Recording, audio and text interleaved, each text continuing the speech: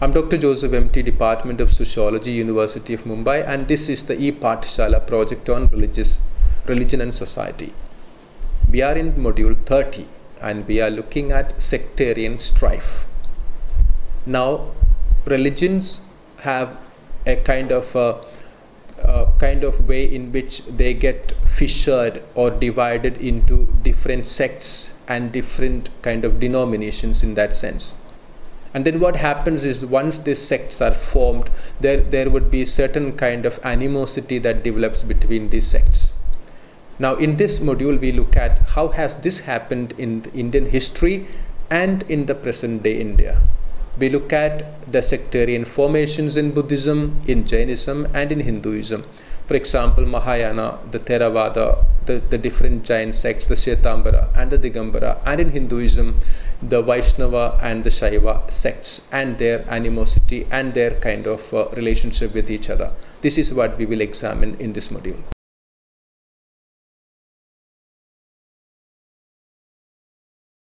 Section 1: Sectarian Strife among Christians.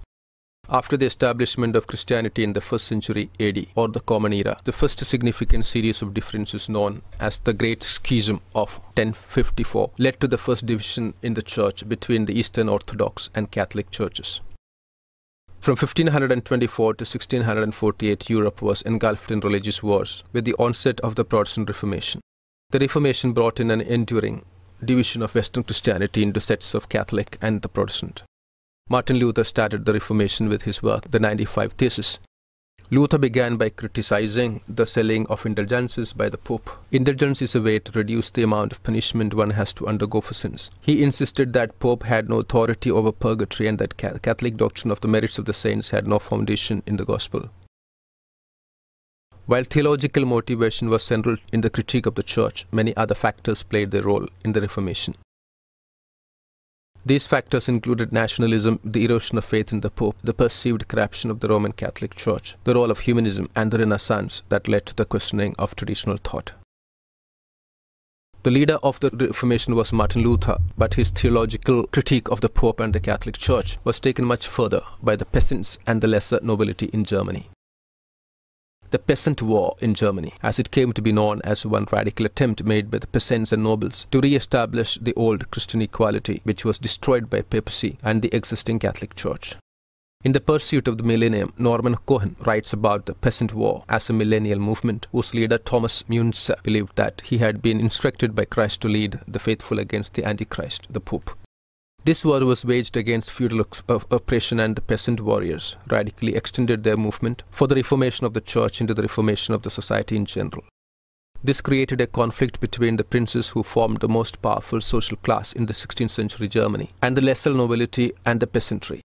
Martin Luther came out in support of the princes and denounced the war waged by the peasants. The war that began in 1524 was brutally suppressed in 1525 by the princes in alliance with the Protestant clergy and the emergent well-to-do middle class as the burghers. The Catholic Church responded with the counter-reformation, with Europe splitting into Protestant and Catholic regions. Central Europe was ravaged by 30 years' war. Conflict, often violent, between Protestants and Catholics had occurred throughout the history of post-Reformation Christianity. The case of Northern Ireland can especially be cited. The Irish Confederate Wars from 1641 to 1653 was both a religious and an ethnic political conflict. The primary question involved was who would govern Ireland. Related to this were the questions of which religious ethnic group would own landed interests in Ireland and which religion would be the predominant one. The Irish Confederates represented the interests of the Irish Catholic landed class. The Irish Rebellion was sparked off. This long war began in Ulster in October 1641, which led to the killings of Scottish and English Protestant settlers. With the overthrow of the monarchy and the beheading of Charles I, rebellion between monarchists and anti-monarchists in the English Civil War, the Irish supported the English royalists while fighting for their independence from England. The Confederates were finally, in 1653, defeated by the English army expedition led by Oliver Cromwell. Cromwell's army, under his explicit publicly announced orders, carried out massacres of Irish Catholic soldiers, priests and other Catholic civilians, deprived Catholics of owning land they were not allowed to live in towns, and were barred from holding public office except in the Irish Parliament. The wars between Ireland and English erupted in between, and the 1916 Easter Uprising led to the partition of Ireland into a free, independent Southern Republic of Ireland, while Northern Ireland remained under English rule. Persistent discrimination against the Catholic minority, led by the Protestant majority, and the dispute between the Catholics and Protestants over the political status of Northern Ireland led to a renewal of conflict in 1969. It is known as the Troubles. Violence escalated in Northern Ireland as a result of armed campaigns by the Irish and Ulster paramilitaries and by the British Army.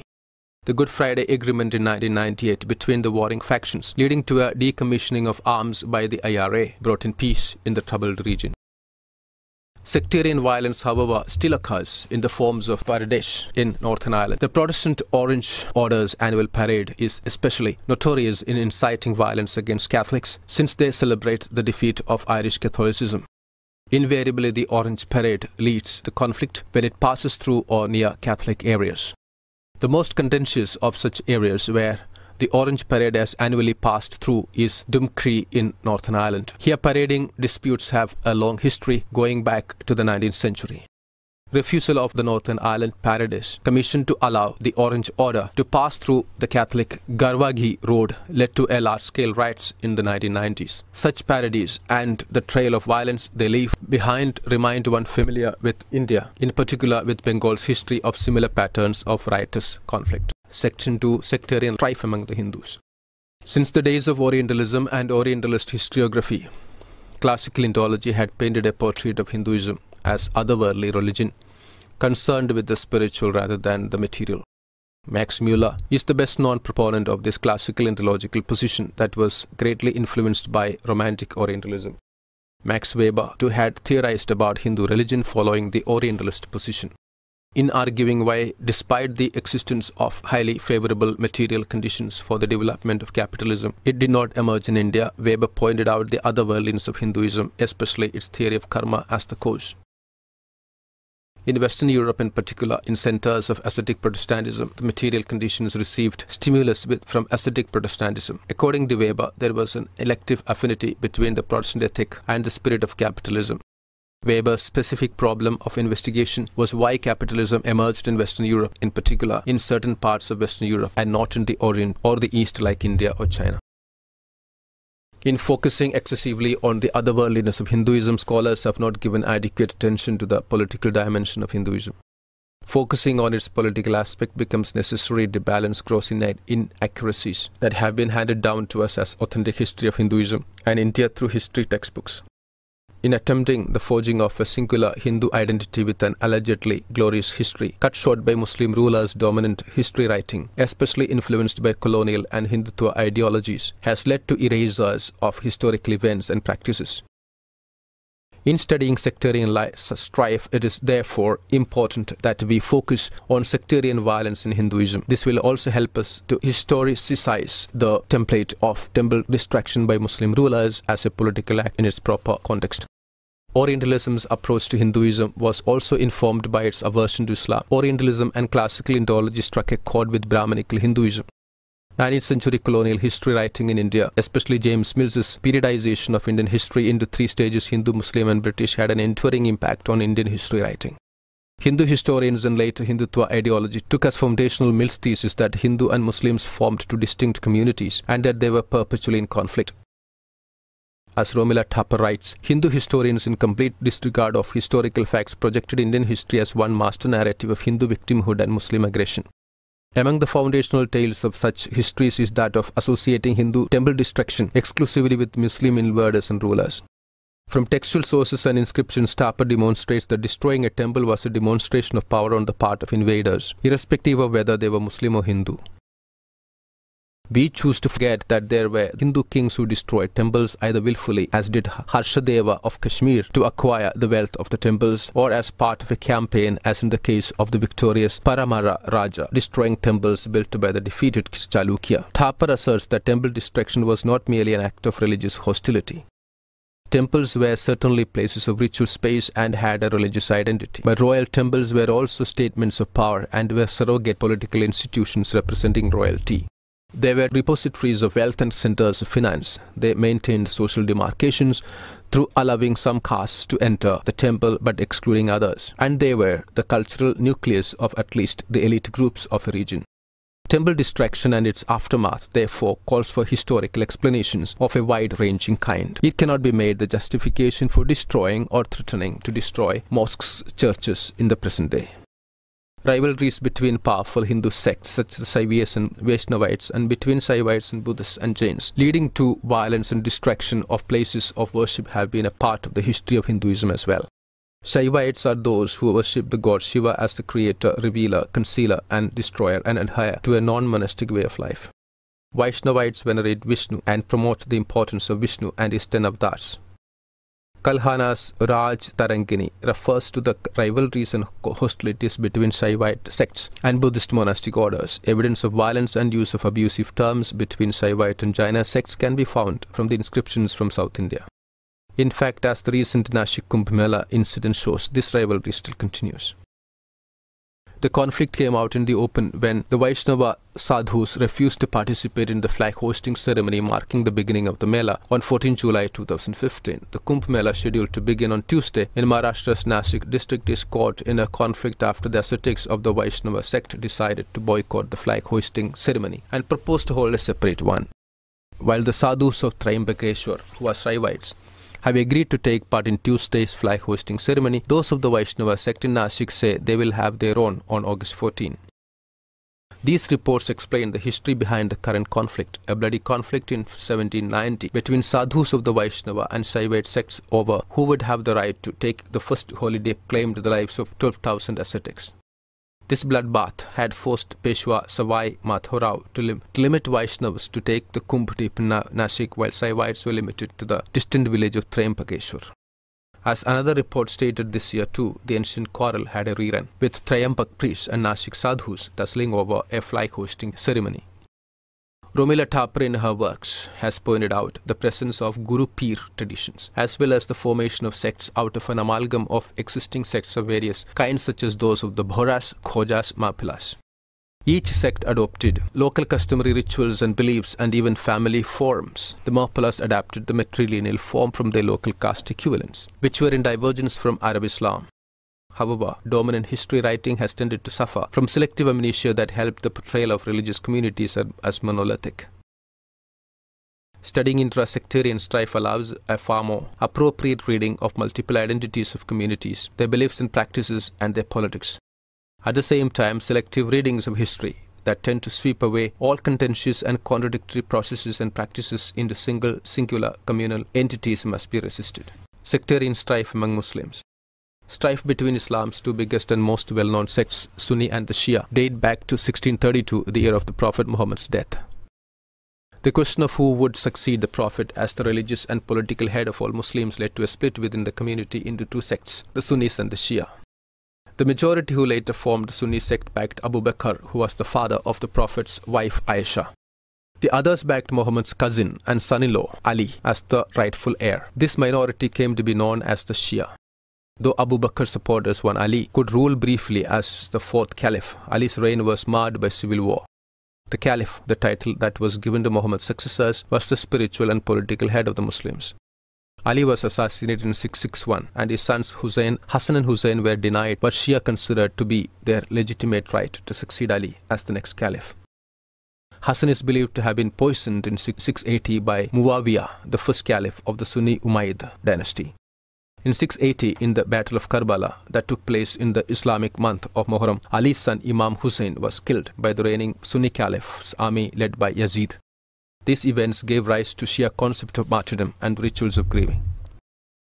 Shia Muslims commemorate the month of Muharram, reimagining and reenacting the Battle of Karbala and reaffirming their faith in the Islamic principles that Imam Hussein and his followers gave their lives for. While they share many fundamental beliefs and practices, these two sects differ in doctrine, ritual law, theology, and religious organization. While Sunnis stress the primacy of the Sunnah or the Prophet's teachings, the Shia follow their Ayatollahs, the sign of Allah on earth. This has led Sunnis to accuse Shias of heresy. Likewise, the Shia point out that Sunni dogmatism has given rise to extreme forms of Puritanism that find their expression in extremist sects like the Wahhabis. Most Shia sects believe that 12th Imam Muhammad al-Mahdi is in occultation and would one day reappear to restore divine will on earth. Shia Muslims are in majority Iraq, Azerbaijan, Bahrain and Yemen. They form a substantial section of Muslim population in Afghanistan, India, Saudi Arabia, UAE, Kuwait, Qatar, Syria, Pakistan, Turkey and Lebanon. The Shias form around 10% of the Sunnis, and the Sunnis account for 85 to 90% of the world's Muslim population. Shia-Sunni strife has become especially frequent since the 1979 Islamic Revolution in Iran, where the Shiite clergy set on a radical Islamist agenda that was perceived as a threat to the conservative Sunni regimes of particularly the Gulf region. Ayatollah Khomeini is a rather ambitious move, declared himself as the spiritual leader of not just the Shia but of the entire Muslim world. In connection with this, we may mention the strife that has marked Shias and Sunnis in India. Hassan says that while till the mid-19th century, North India, in particular Lucknow's Muslim culture had the hallmarks of a composite one characterized by inter-religious mixing, by the end of 19th century, Shia-Sunni conflict came to mark the region much more than the Hindu-Muslim strife. In 1906, the construction of a separate Karbala by Sunnis at Pulkatora, opposite the existing Talkotora I, and the public praise of the three caliphs Abu Bakr, Umar and Usman led the Shias to engage in a vilification campaign against the Sunnis.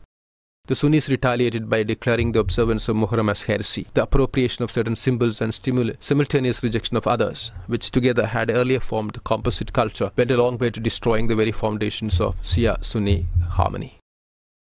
Hassan also identifies a more powerful cause for such a strife. It appeared in the form of religious revivalism affecting Hindus and Muslims, Shias and Sunnis, Deobandis and Barelvis.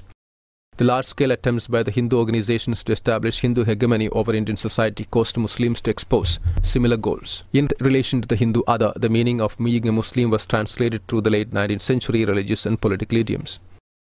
While this was the dominant strain, it also caused, due to factors mentioned above, the discovery among Shias and Sunnis new symbols and practices that would allow for their existence as separate entities.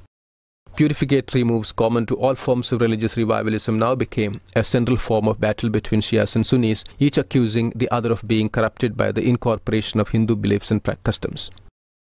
With the demand for a separate Muslim nation becoming more strident, political leaders and the British government advised both Shias and Sunnis to bury their animosities and come under the banner of one identity, that of being Muslim. The migration of both Shias and Sunnis in large numbers to Pakistan created only momentary peace. There in Pakistan, Hassan shows the conflicts emerged with greater intensity. On August 14, 1947, Pakistan was born on the principle of Muslim solidarity, but its rationale is tested year after year as the Shias and the Sunnis continue to fight each other on the streets of Karachi and Lahore. In this module, we have looked at sectarian strife. Sectarian strife refers to the kind of animosity and conflict that have developed between people belonging to different sects within one religious community.